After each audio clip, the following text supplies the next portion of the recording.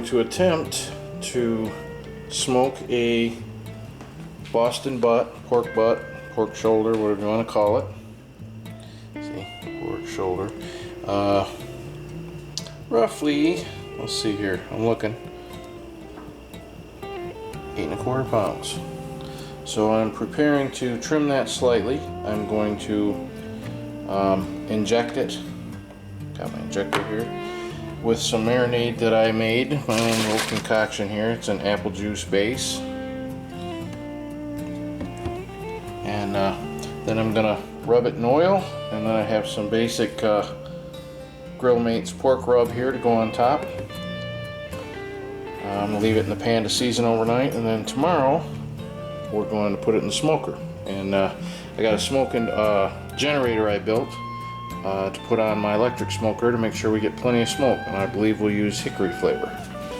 So we got a nice, like I said, 8 1/4 pound butt here, bone in, and this is my first attempt. So we'll see how this turns out more in a little bit.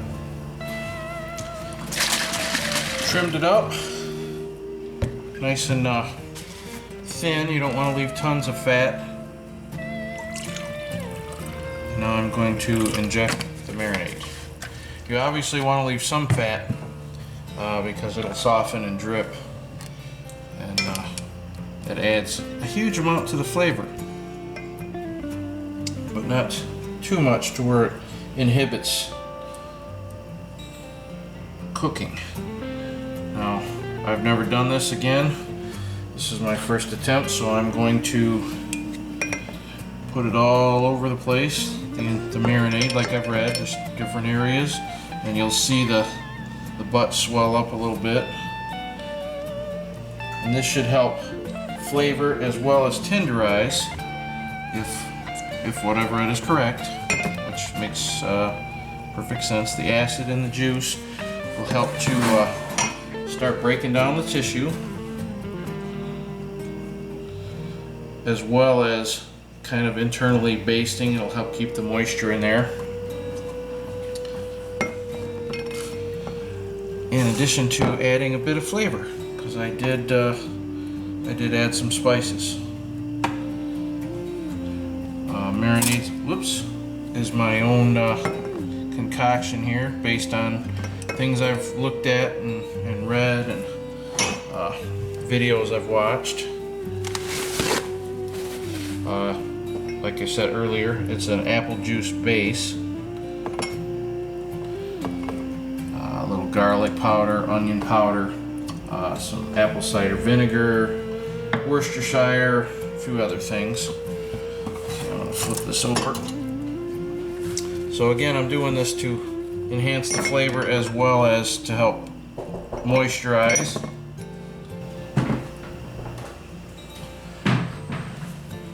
Some canola oil. Yeah, a little bit on it. And kind of rub it all over.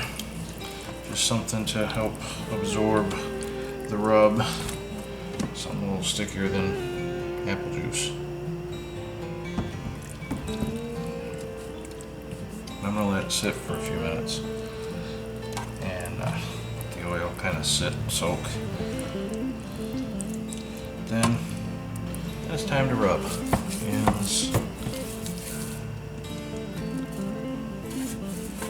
don't be shy with it, I'm told, because we want this to make our bark on the outside. That'll dry and hard. I'll flip it over. Same thing on this side, and while it's in the smoker tomorrow, off and on, it'll probably get a little more of this from time to time, depending on how well it goes, how things stick.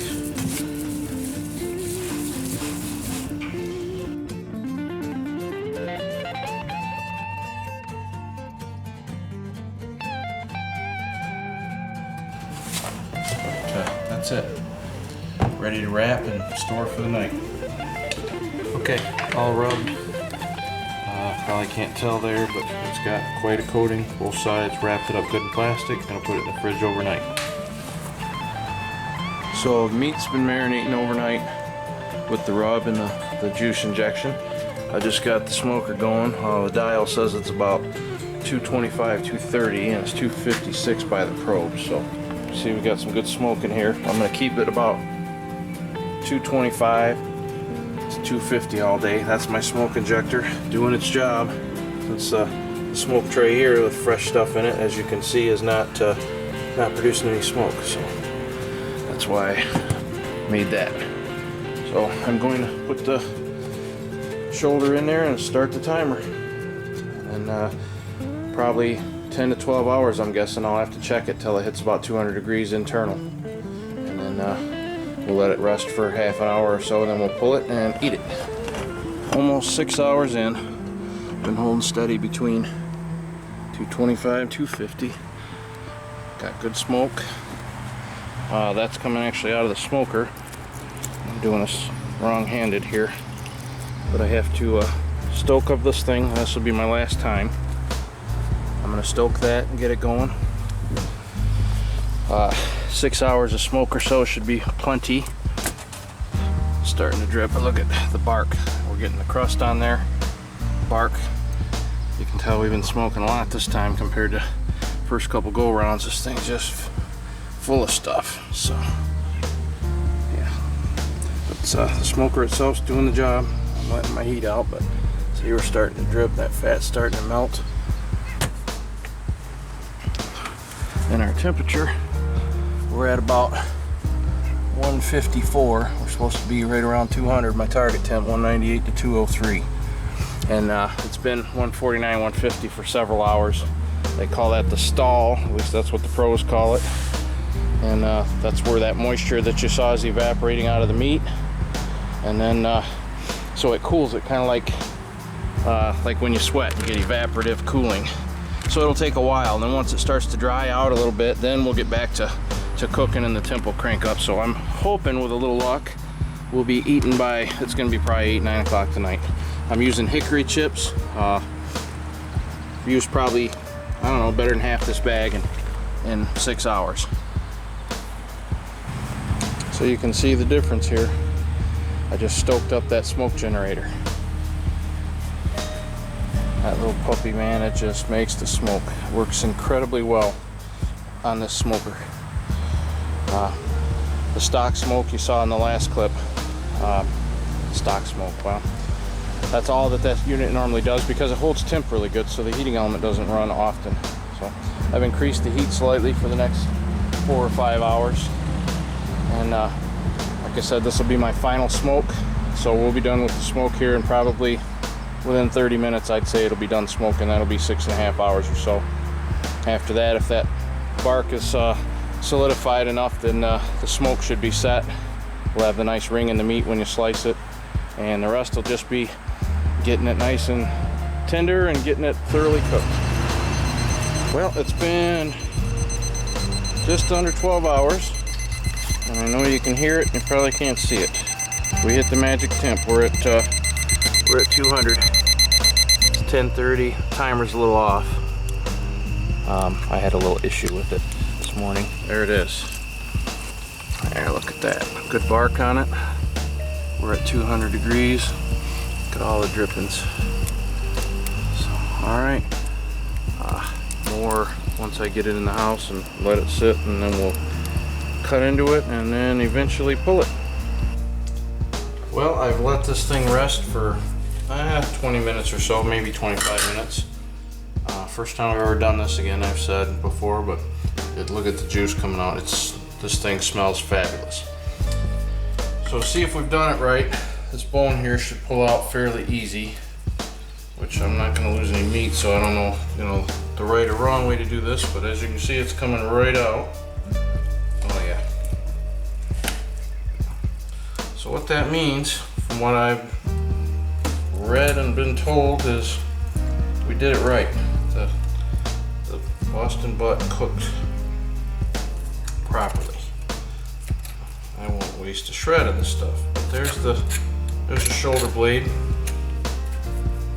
Some good bark, as they call it on there.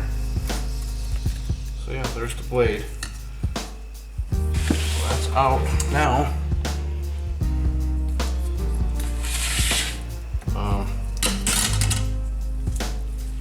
It's still pretty hot. So let me shred it by hand. I'm gonna let it cool some more. I mean, it's hot. Still a couple hundred degrees probably. And then I'm gonna pull it. In the meantime, it's got to cool a little. Like I said, it's pretty doggone hot to the touch here. And then to pull it, I will grab a fork and do similar to what I'm doing with the big fork here. Solely for demonstration, just to give you an idea, this is how I'm pulling the pork. I'm using forks here, and I may have to transfer sections onto another plate, but essentially you pull the pork, or I guess I could get in here like so. And I'll shred this up fairly fine. I still want some big chunks of meat, but I don't want it to be difficult for anyone to eat. This is supposed to be tender and succulent, and it is. There seems to be some missing already. I don't know how that happened. So then we'll mix some of the bark in here. That's part of the flavor. Take these big pieces and pull them apart.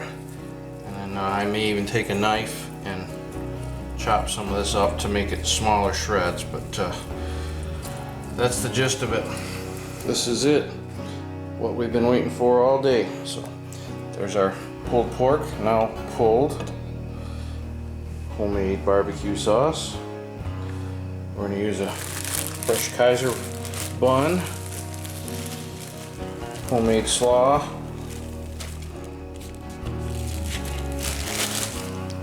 We'll see how this turns out.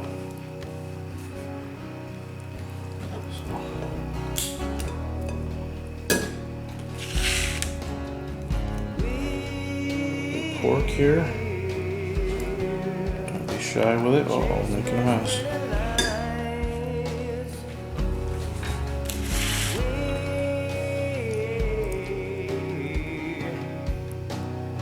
Sauce here.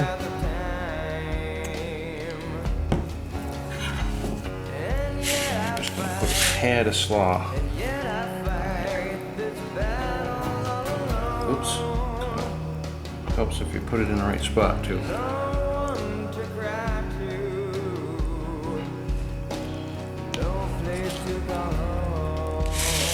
And there you got it. That's it. My first homemade pulled pork.